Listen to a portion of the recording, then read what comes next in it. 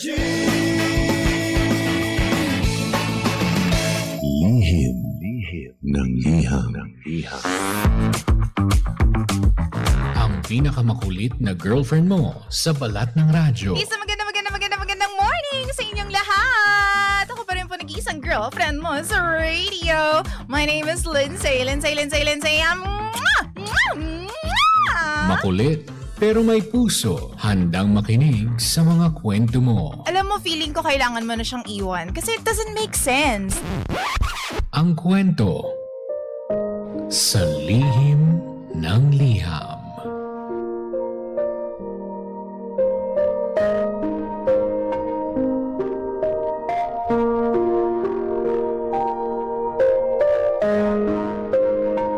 Mahal kong Lindsay. Ako nga po pala si Beth, 29 years old and technically married for less than a year. Pero sa totoo lang, parang mas ramdam ko yung pagiging single ngayon kesa nung magjowa pa lamang kami ng husband ko. We were together for almost 9 years before getting married. Literal na siya yung naging sentro ng buhay ko for a long time. Ang dami na naming napagdaanan.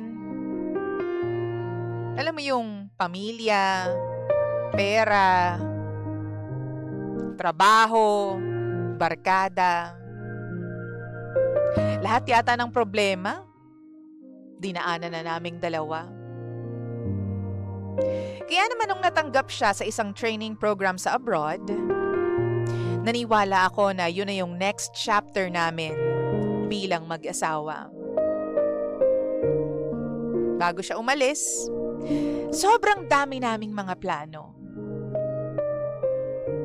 He kept telling me na once settled na siya overseas, susunod naman ako. Kaya naman kahit nasa magandang lugar na ako ngayon sa trabaho ko, I started letting go of opportunities. Kasi ang mindset ko, aalis din naman ako.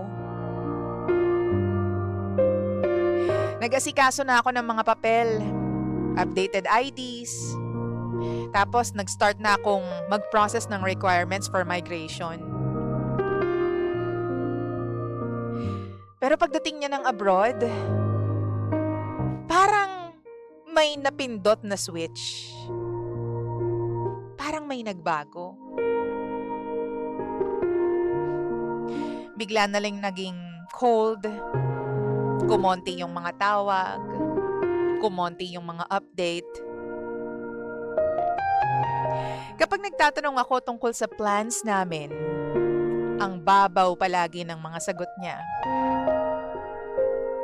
Tingnan muna natin. Or, sa ngayon, hindi pa praktikal.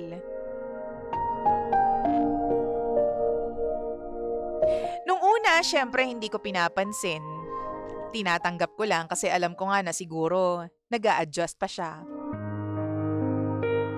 Bagong bansa, bagong environment, may pressure, nagtatrabaho siya. Pero habang tumatagal, mas lalo kong nararamdaman na parang hindi na talaga niya ako kino-consider sa future niya.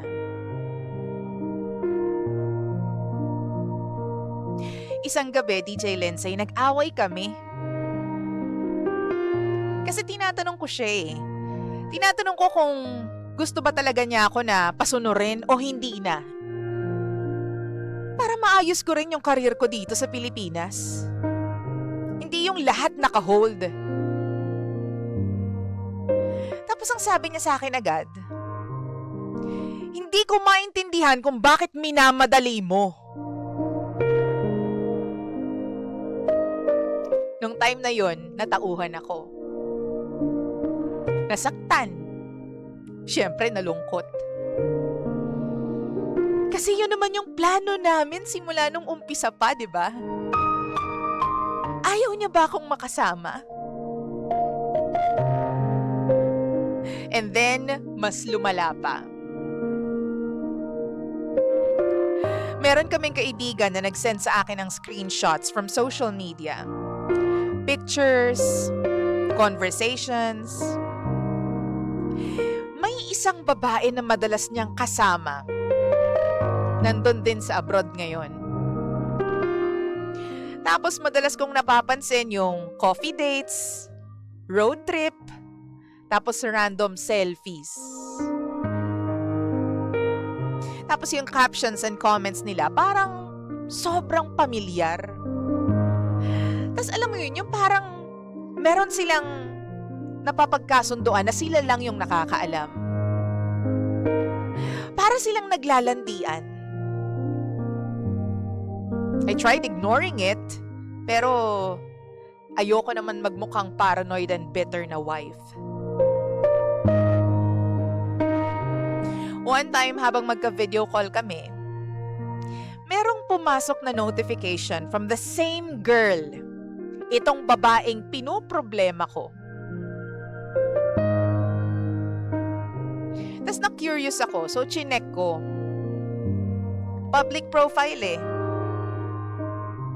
Tapos nakita ko doon na halos every post niya, nandun yung babae.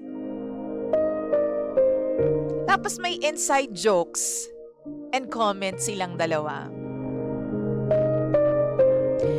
Nung kinumpronta ko siya, kalmado naman ako. Ang sabi ng asawa ko, friends lamang sila at masyado lang daw akong nag-overthink. Pero ang hindi ko matanggap, bakit hindi ko alam? Bakit never mo kinuwento sa akin yan?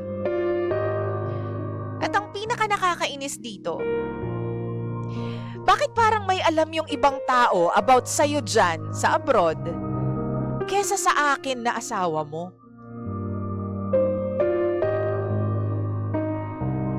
Nito lang may nakausap akong kakilala niya doon. At nalaman ko na minsan pala, nagpapakilara daw siya bilang single na lalaki. Para daw walang masyadong problema sa pagmingle niya socially. Tapos may mga photos pa sila ng babae na yun na para silang magjowa. Hindi man holding hands, pero yung energy, parang single siya eh. Hindi pang may asawa. Nung totally, nag-breakdown na ako nung isa sa mga tawag namin, diniretso ko siya. Tinanong ko talaga siya, may iba ka na ba? Sabihin mo na lang. Huwag mo nang itago. Siya pa yung nagalit sa akin, DJ Lindsay. Sabi niya masyado raw akong emotional, toxic, OA. Kesyo hindi raw umiikot yung mundo niya sa akin. At dapat daw, supportive ako sa ginagawa niya abroad. At yun yung part na pinakamasakit, DJ Lindsay. Kasi simula sa umpisa, sinusuportahan ko siya. Diba? To the point na sinet aside ko yung sariling karir ko. Kasi naniniwala ako na one day magkakasama kami doon. Tapos aayusin namin yung future namin sa ibang bansa. Pero anong nangyari? Now I'm stuck. Wondering if sensitive lang ba talaga ako?